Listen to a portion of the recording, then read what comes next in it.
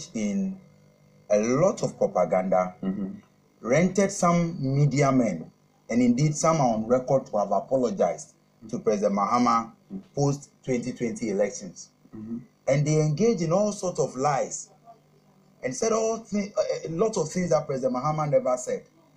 And I'm surprised that those propagandist statements that should be reserved for the non-educated, the laymen, Kofi is repeating them on your show.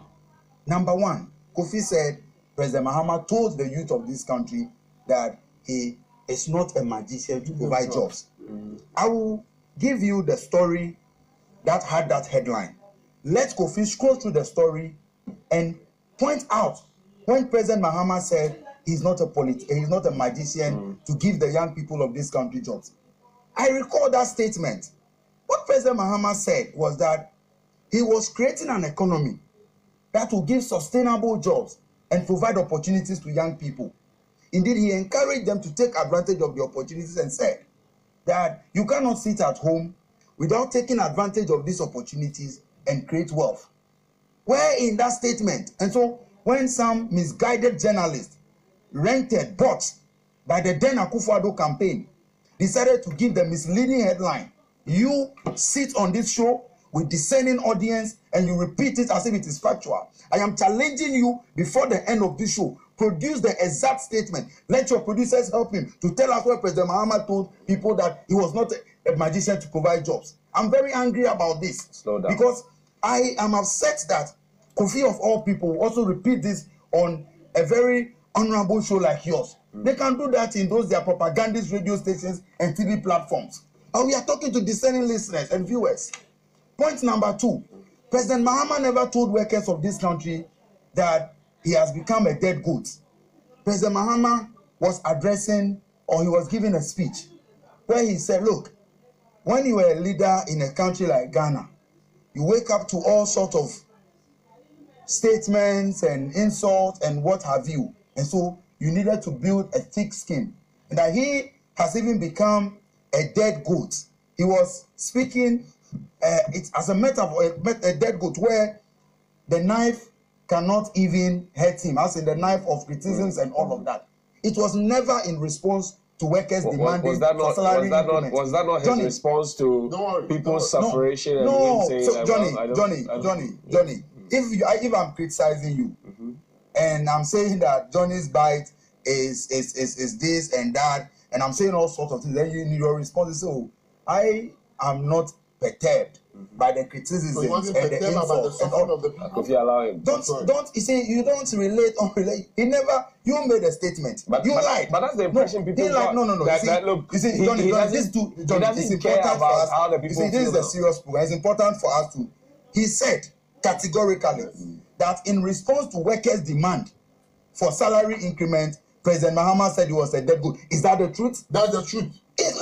Produce the evidence. You see, you don't sit on this show, blatant lies, no. And I'm saying that, yes, I record that statement. Produce the evidence. Don't sit here and tell blatant lies. This is your trademark. These are the things that you do. President Mahama never told workers. In Botswana, when he was so the Ghanaian workers were in Botswana to demand for increment? Look at these cheap lies. No, you are saying that he said it in Botswana. I said that President Mahama said. Do you know why he said that? No. So the question that came before he said that. What was the question? He was asked. What was the question? Please don't engage in this propaganda. When you have your time, I will let you produce your evidence. You tell me into it. You see, Johnny. Don't invite him and shut him. But when he was speaking, I had a lot of responses for him. But he's lying. So all I'm asking him is that he should produce the evidence. You said he's unperturbed by the series of demonstrations and agitations against his administration. So if I'm unperturbed, it doesn't mean that he was a dead workers. Which source is that? Modern Ghana. Okay. When was this published? Where's the quote? Allow me. So every headline that is given, I have read headlines. Look, that said President Akuffo Addo is stealing the state's resources and sharing to his family. Do not hang on to that. Where's the quote? And he said it's to the workers. When you kill a goat, yes, and you frighten it with a knife, it doesn't fear the knife because it's dead already. He said, for which reason I've given a dead goat syndrome. He went further to say, no. Why is that saying that is a response to workers' salary? No. You have embarrassed yourself. You need to accept it. You said that he was responding to workers. This was a virtual response by the Deputy General Secretary of the Trade Union Congress, Dr. Anthony Agbana, for the president to go and take things for he said it was a virtual report. But no, you see, you have embarrassed yourself. Don't say, you see, don't say the things that you don't. Now, to the election, you see, you are giving your own misguided interpretations to what President Mahama said, and you were quoting, trying to create an impression as that was the fact. I've just exposed you. Now, let me come to their election. So when President Mahama said it was a dead goal, he was talking about the fact that as a leader, it gets to a point where you build a tough skin for all sorts of things, including their propaganda, and that he gave that analogy of a dead goat, that a dead goat is not frightened by the night because already you are dead. He was trying to create the impression that he has built a tough skin as a leader, and so he's not perturbed by criticisms, by propaganda, and all of that, and that he was focused on doing his work. So it's not on the face value, it's figurative. Figurative. But if that is the case, then if President Akuffo Addo or Dr. Bawumia says something, he should also not take it on the face value. He should put a figurative spin to it. No, but the President Mahama gave a figurative speech, and that's why he used a dead goat. Right. But if Akuffo Addo says, if Akuffo Addo categorically, if President Akuffo Addo categorically states that when I'm voted into power, I will reduce the price of fuel. That is a category. It cannot be a figurative speech. When President Akuffo Addo said that when he is voted into power, he will not appoint family and friends, and we have seen about 86 members of his family in this government. So we cannot take the president's word seriously. Now to their elections.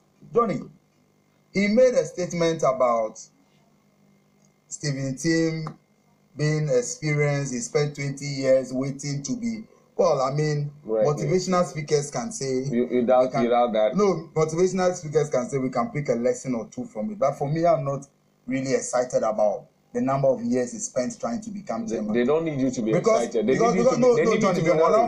They need you to be worried, yes. When we have seen Akuffo Addo spent 30 years of his life, President Akuffo Addo spent 30 years of his life trying to be president.